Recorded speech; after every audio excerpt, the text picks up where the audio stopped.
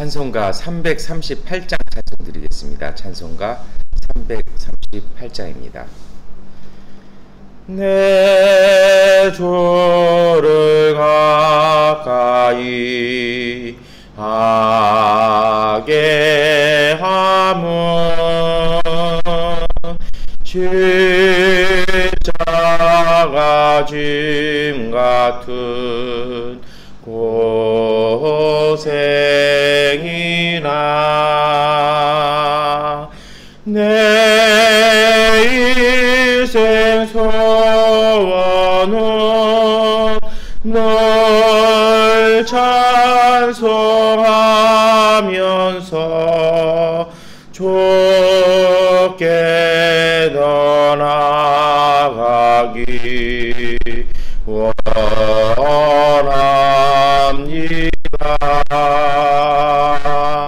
내 고생하는 거 예냐고비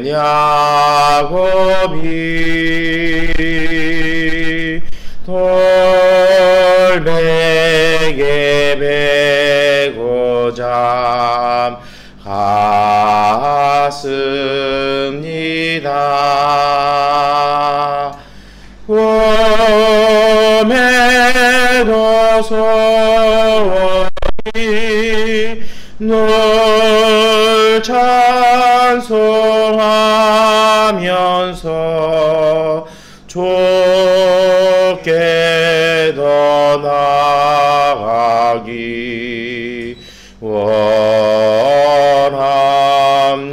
원합니다. 천성에 가는 길 험하여도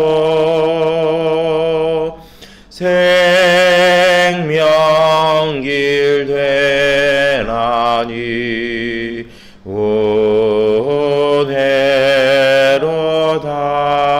은혜로다. 천사 날 부르니 널 찬송하면서 좋게 떠나가기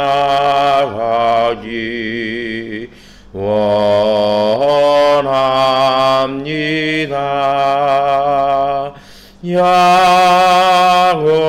야곱이 잠 깨어 일어난 후 돌단을 쌓은 것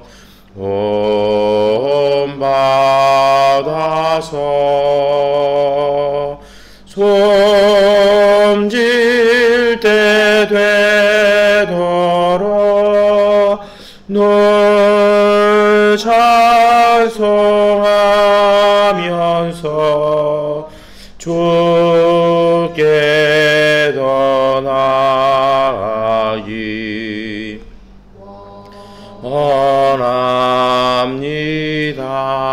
원합니다. 아멘. 네, 우리 사도신경으로 함께 신앙 고백 드리겠습니다. 나는 전능하신 아버지 하나님 천지의 창조주를 믿습니다. 나는 그의 유일하신 아들 우리 주 예수 그리스도를 믿습니다. 그는 성령으로 잉태되어 동정녀 마리아에게서 나시고 본디오 빌라도에게 고난을 받아 십자가에 못 박혀 죽으시고 장사된 지 사흘 만에 죽은 자 가운데서 다시 살아나셨으며 하늘에 오르시어 전능하신 아버지 하나님 우편에 앉아 계시다가 거기로부터 살아있는 자와 죽은 자를 심판하러 오십니다. 나는 성령을 믿으며 거룩한 공교회와 성도의 교제와 죄를 용서받는 것과 몸의 부활과 영생을 믿습니다. 아멘. 찬송가 490장 찬송 드리겠습니다. 490장입니다. 주여 지난 밤 내 꿈에 배었으니 그 꿈 이루어 주옵소서.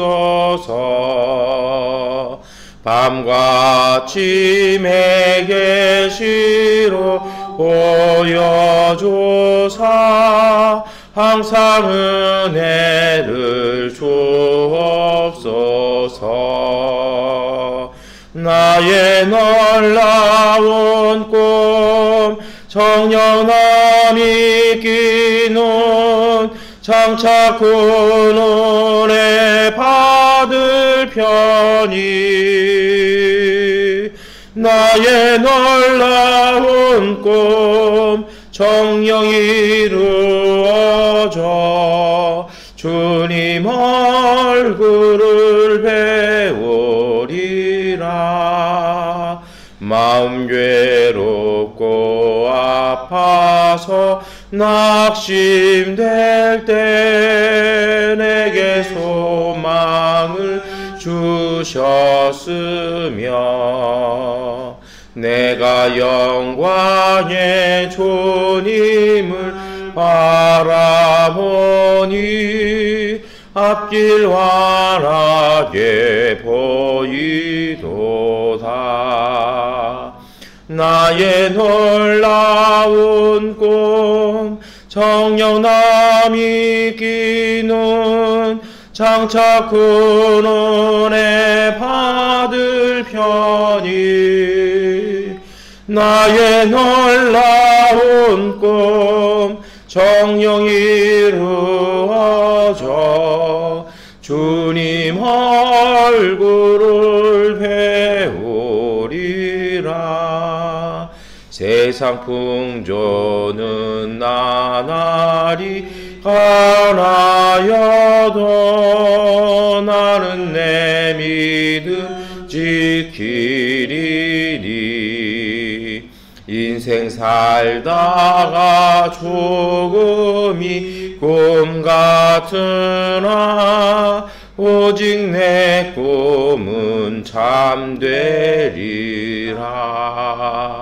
나의 놀라운 꿈 정령남이 끼는 장차 그 은혜 받을 편이 나의 놀라운 꿈 정령 이루어져 주님 얼굴을 배우리라. 아멘. 네, 우리 고린도후서 5장 16절부터 21절까지의 말씀 함께 읽겠습니다. 고린도후서 5장 16절부터 21절까지의 말씀입니다. 우리 함께 읽겠습니다. 그러므로 이제부터 우리는 아무도 육신의 잣대로 알려고 하지 않습니다. 전에는 우리가 육신의 잣대로 그리스도를 알았지만 이제는 그렇지 않습니다. 누구든지 그리스도 안에 있으면 그는 새로운 피조물입니다. 옛것은 지나갔습니다. 보십시오, 새것이 되었습니다. 이 모든 것은 하나님에게서 났습니다. 하나님께서는 그리스도를 내세우셔서 우리를 자기와 화해하게 하시고 또 우리에게 화해의 직분을 맡겨 주셨습니다. 곧 하나님께서 사람들의 죄가를 따지지 않으시고 화해의 말씀을 우리에게 맡겨 주심으로써 세상을 그리스도 안에서 자기와 화해하게 하신 것입니다. 그러므로 우리는 그리스도의 사절입니다. 하나님께서는 우리를 시켜서 권고하십니다. 우리는 그리스도를 대리하여 간청합니다. 여러분은 하나님과 화해하십시오. 하나님께서는 죄를 모르시는 분에게 우리 대신으로 죄를 씌우셨습니다. 그것은 우리가 그리스도 안에서 하나님의 의가 되게 하시려는 것입니다. 아멘. 여러분, 오늘 고린도후서 5장 16절부터 21절은 예전에 제가 아마 20대 때 제가 있었던 학교에서는 이걸 굉장히 중요하게 여겼던 때가 있었습니다. 몇 절 때문에 그러냐면요, 우리가 하나님의 대리인이라고 하는 그 20절 말씀 때문이죠. 그래서 이 20절 말씀에서 이거를 뭐 하나님의 대사 뭐 이래가지고 선교사나 목사나 주의 종은 하나님의 대사이니까 그렇게 사람들이 하나님과 화목하게 하기 위해서 해야 되고, 주의 종 될 사람들은 목회자 될 사람들은 이렇게 하나님의 대사에 알맞는 행동과 그런 것을 해야 된다라고 이렇게 배웠던 때가 있었습니다. 그리고 어떤 그 동아리 단체는, 선교 단체는 아예 이거를 이름으로 해가지고 이렇게 해서 뭐 하나님의 전권 대사 뭐 이렇게 했던 것이 있었어요. 근데 사실 제가 좀 반골 기질이 있어서 그런지 좀 이거 아닌 것 같았어요. 왜냐하면 대사가 되는 걸 강조하는 게 아니라, 대사는 그냥 되는 거 아니잖아요. 대사가 되려면 뭔가 이렇게 최소한 외국어시도 붙어야 되고 합격해야 되고, 외교관으로서 충분히 훈련 받은 사람들이, 아니면 굳이 뭐 외교부 출신이 아니더라도 각계의 정말 전문가가 되었을 때 그 사람이 대사가 되는 거지, 그냥 내가 대사라고 해서 대사 되는 건 아니지 않나 해서 저는 그 동아리 안 들어갔던 적이 있었습니다. 그래서 되게 좀 싫어했던 적이 있었는데요. 근데 졸업하고 나서 이렇게 제가 이렇게 신앙생활 할 때도 보니까 그런 케이스들이 정말 많은 겁니다. 뭐냐면, 뭐 요즘 우리가 11월 들어서 계속 주일 본문 말씀을 그렇게 묵상합니다만, 하나님의 성경에 약속된 하나님의 말씀에 따라서 하나님 자녀로 산다라면 그 자녀에 합당한 삶을 살아야 되는 거예요. 이게 먼저 되고 그거는 나중인 겁니다. 그러니까 대사로 살려면, 대사처럼 행동하려면, 대사가 되기, 세상의 대사들이 하는 그 전에 그들의 전문 영역이나 그 삶에 있어서의 뭐 어학이라든지 그런 부분에 있어서 정말 열심히 해서 탁월해야 된다라는 거죠. 그 앞에 기야 돼야 되는데, 다시 말해서 고린도후서 5장 16절부터 19절까지의 말씀을 이루어야 20절의 말씀이 되는 거예요. 20절에 우리는 그리스도의 사절입니다라는 말이 사실 하나님의 대리자입니다라는 말로 이렇게 번역이 되는데요. 그럼 그 앞에 있는 얘기가 뭘까요? 두 가지입니다. 첫 번째로는 뭐냐면, 오늘 우리가 읽었던 세번역 성경에서는 하나님과의 화해라고 이렇게 번역이 돼 있어요. 이 18절에 그리스도를 내세우셔서 우리를 자기와 화해하게 하시고 또 우리에게 화해의 직분을 맡겨 주셨습니다라고 되어 있습니다. 이 화해의 직분이 뭐냐면, 화해라는 말이 칼라라게라는 말인데요. 칼라라게는 뭐냐면, 다시 말해서 그와 좋은 관계 안으로 들어가는 것을 얘기합니다. 그러니까 좋은 관계가 뭘까요? 그거는요, 서로가 교류하고 서로를 느끼고 서로 이렇게 소통할 수 있는 게, 그리고 서로를 배려해 주는 것이 사실은 좋은 관계죠. 저도 이렇게 그런 선배들이 한 2명 있습니다. 이게 뭐 어떤 분은, 제가 한때는 그 병원 치료 때문에 1년에 한국을 여러 번 갔잖아요. 그럼 갈 때마다 거의 제가 이렇게 보니까 3개월에 한 번 갔던 것 같은데, 3개월에 한 번마다 제가 한국 간다 그러면 새벽 예배 끝나자마자 인천공항을 달려온 적도 있었고, 어쩔 때는 비행기가 일찍 도착할 것 같으면 이분이 새벽 예배를 담임 목사님이 다른 분에게 맡기고 또 이렇게 오셔서 저를 도와주시고 병원까지 갈 수 있도록 협력해 주신 분들도 계셨습니다. 그러니까 그게 저는 소통이고 사귐이고 배려예요. 뭔가를 잘 해주고 뭔가를 도와주는 것이 아니라, 단순한 그런 선의가 아니라 서로의 필요와 서로의 마음을 너무 잘 알기 때문에 있을 수가 없다라는 거죠. 그러니까 그렇게 할 수 있는 것이, 그리고 굳이 뭐 만나서 여러 가지 이야기하지 않아도 서로를 느끼고 하는 것이 사실은 화목한 거죠. 사귐에 있는 것입니다. 저는 사실은 화해라는 말보다는 사귐이라는 말이 원어에 더 적절하다고 보는데요. 여러분, 신앙은 이 사귐이 출발입니다. 요즘 제가 이것을 되게 조금 자주 말씀을 드립니다. 신앙생활을 종교생활로 해서는 안 됩니다. 하나님을 믿는다고 하고 하나님에 대한 지식, 성경에 대한 지식, 교회에 대한 지식은 탁월하세요. 근데 문제는 뭐냐면요, 그 지식에 맞춰서 하나님처럼 살아야 되는 거거든요. 예수님처럼 살아야 되고요. 성령과 함께 사는 게 신앙입니다. 다시 왜 그러냐면요, 오늘 말씀에 그렇게 말씀하시잖아요. 16절이 그러므로 이제부터 우리는 아무도 육신의 잣대로 알려고 하지 않습니다. 전에는 우리가 육신의 잣대로 그리스도를 알았지만 이제는 그렇지 않습니다. 제가 어제 그 새벽 예배 기도에, 기도하는 건 생각을 멈추는 것이라고 말씀드렸어요. 내 가치관이나 내 생각을 멈추고 정말 영이신 하나님과 마음과 영으로 교류하는 것입니다.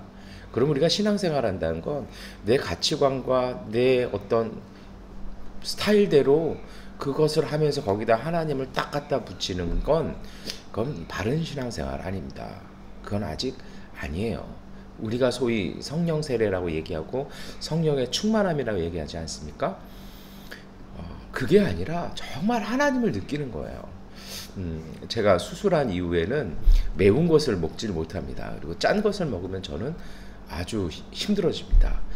그랬더니 어떻게 하냐면 저희 집에 모든 음식에는 거의 소금기가 사라지고 모든 매운 거는 저를 제외하고 제가 없을 때들 이렇게 먹는 걸 이렇게 봤습니다. 그게 사실은 배려인 거죠. 뭐냐면 저 사람의 필요와 저 사람의 마음을 아니까 내 삶이 바뀌는 거예요. 그리고 그 매운 걸 먹었을 때 제가 얼마나 고통스러워하고 짠 걸 먹었을 때 제 몸속에서 어떤 변화가 일어난지를 아니까 다 같이 그 음식에 싱겁게 먹는 걸로 만족하는 거죠. 굳이 제가 이렇게 인간의 어떤 필요에 맞춰서 자꾸 말씀을 드렸습니다만 우리가 신앙생활 한다는 건요. 그 하나님의 마음을 아는 거예요. 그 하나님의 마음을 안다는 건 하나님을 체험한 겁니다. 그것이 오늘 사도 바울은 우리가 그리스도 안에서 살아가는 것이라 얘기합니다.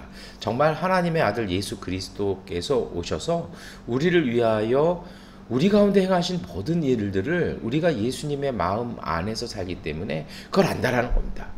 안경을 썼는데 안경이 알이 유리해요. 아니 때로는 안경 아래 도수가 있어요. 그런데 문제는 뭐냐면 우리의 눈이 안경 도수 있는 그거대로 인식하지 않고 예전 눈으로 자꾸 인식을 한다고 생각을 해보세요. 마치 안경은 썼는데 정말 중요한 물체를 보거나 뭘 볼 때는 안경을 벗고 본다라면 그 안경이 무슨 유익이 있겠습니까? 우리가 신앙이라는 정말 사물을 제대로 볼 수 있는 진리의 안경을 쓰셨다라면 그 진리의 안경이 우리 가운데로 안내하고 보여주는 것을 받아들이셔야 됩니다.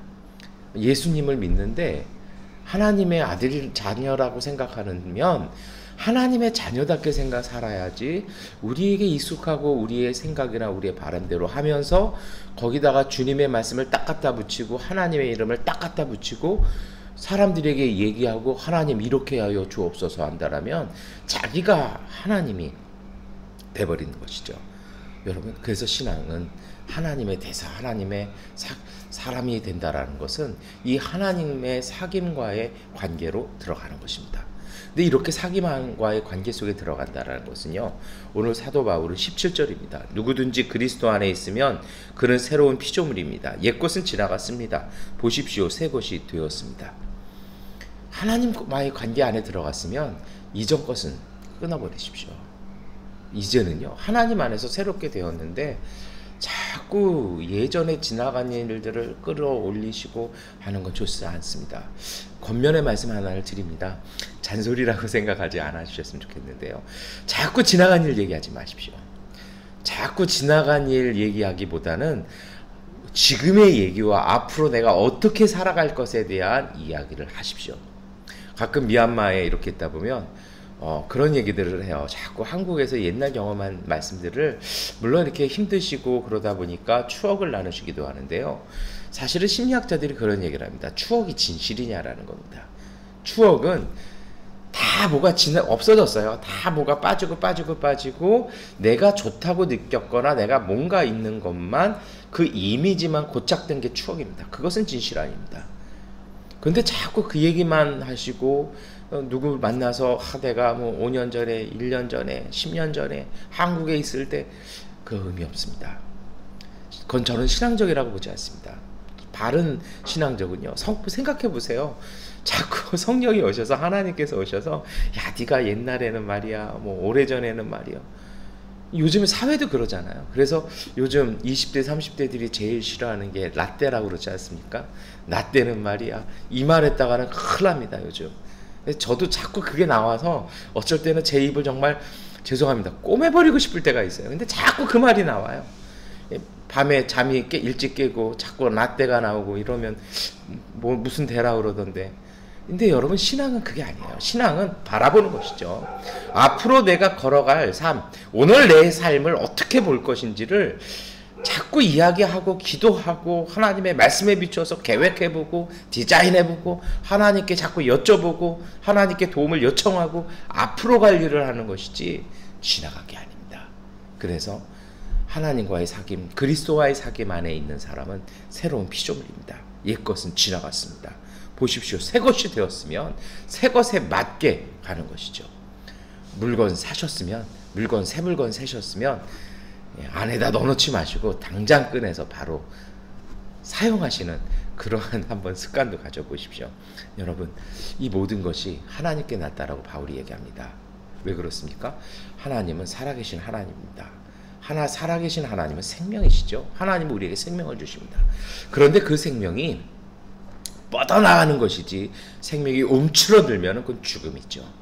뻗어나가는 하나님을 따라서요. 그 생명이 우리가 만든 것이 아니고 하나님이 선물로 주신 거라면 그렇게 가시는 것입니다. 소망하고 가시는 거죠. 그렇게 생명으로 나가기 때문에요. 우리가 다른 분들에게 권할 수 있는 것입니다. 이렇게 사는 것이 옳은 것입니다. 이것을 우리가 사랑이라고 얘기합니다. 예수님께서 사랑으로 십자가를 지셨습니다. 근데 참 묘한 게 있어요. 가만히 생각해 보면 저는 예수님의 사랑은 정의와 일관된다라고 생각합니다. 왜 그런 줄 아십니까? 예수님께서 십자가에 달리신 일은 예수님께서 무슨 고통을 즐기시는 분이라서 내가 죽어야 내가 고통당해 이게 아니었어요. 예수님께서 하신 말씀이 그 시대의 종교인들이 그 시대의 잘못된 식민지 정치 체계가 이것대로 하면 자기네 기득권이 무너지는 겁니다. 그게 싫어서 예수를 죽여야 했던 것입니다. 그럼 예수님께서 살 수도 있는 거죠. 어느 정도 타협하시면 되는데 예수님 그걸 안 하는 겁니다. 오늘 요새 우리가 그 마태복음 25장을 계속 주일 예배 때 이렇게 보지 않습니까? 보시면요, 끝까지도 아주 엑기스로 제자들에게 쫙 얘기하시니까 유대인들이 죽이려고 이제는 아예 음모를 시작하는 것이죠. 예수님은요, 그렇게 자신의 정말 진리 때문에 죽으신 것입니다. 그런데 놀라운 건요, 그 진리를 지키시는 그 진리가 사랑이라는 것입니다. 그거 외에는 다른 길이 없었다라는 것입니다. 그 표현이 무슨 뜻입니까? 내가 곧 길이요 진리요 생명이다라는 예수님이 말씀하신 것 외에는 다른 방법이 없었고 그 유일한 통로가 하나님의 사랑으로 우리 가운데 오셨다라는 것입니다. 그래서 사랑과 정의는 통하는 것입니다. 여러분, 오늘 우리가 살아가면서 이 화해의 직분을 산다라는 것은 사람들을 선대하고 이렇게 하는 거지만 하나님과 정말 소통하고 하나님과 그리스도 안에서 살아가는 것인데요. 그 기준점이 뭔지 아십니까? 정말 우리가 운전할 때 보면 길에 차선이 있잖아요. 차선 벗어나면 위험하잖아요. 우리에게도 그 차선이 있습니다. 그 차선이 사랑과 정의입니다. 이것이 없어지면요, 사랑이 없는 정의는 그것은 폭력이 됩니다. 정의가 없는 사랑은 무분별한 무질서를 갖고 옵니다. 이 사랑과 정의라는 그 두 차선 안에서 하나님 우리를 올곧이 가게 하시는 것입니다. 우리가 하나님과 소통하며 예수 그리스도 안에서 살아가는 그 신앙생활을 할 때 정말 우리의 마음속에 그 사랑과 그 정의가 우리를 이끌어가는지 그 궤도 안에 있을 때 우리는 온전한 것입니다. 그리고 그 사랑을 전하는 것입니다. 이러한 삶을 살아가시는 분들이 자연스럽게 어떻게 되는 것입니까? 하나님과의 사귐이 있기 때문에 다른 사람과의 사귐이 가능한 것이죠. 그리고 그렇게 사귀는 사람들에게 하나님을 소개할 수도 있는 것입니다. 아니, 소개하기 전에 정상적인 건요, 그 사람이 찾아오는 거죠. 저도 가끔 그래요. 누가 어느 분이 맛있는 빵이나 커피 주시면 바로 여쭤보는 게 있습니다. 이걸 어디서 사셨습니까? 그게 사람의 심성이거든요. 좋은 것을 보면 사람은 반드시 묻게 돼 있습니다. 우리가 그렇게 해서 온전한 삶을 산다면 그 가치를 알아보는 사람들은 우리에게 와서 어떻게 해야 그러한 삶을 살 수 있겠습니까? 그것이 바로 복음을 전하는 자리가 되는 것입니다. 여러분, 이제 오늘 우리가 이 시간 기도할 때 오늘 우리의 삶이 우리가 익숙한 우리의 생각이 아니라 우리의 습관이 아니라 정말 살아계신 하나님을 그 임재를 경험하면서 그 하나님을 고백하면서 그 하나님과의 사귐을 통해서 주신 은혜가 그 깨달음이 그 진리가 오늘 우리를 이끌어갈 수 있도록 우리가 함께 기도했으면 좋겠습니다.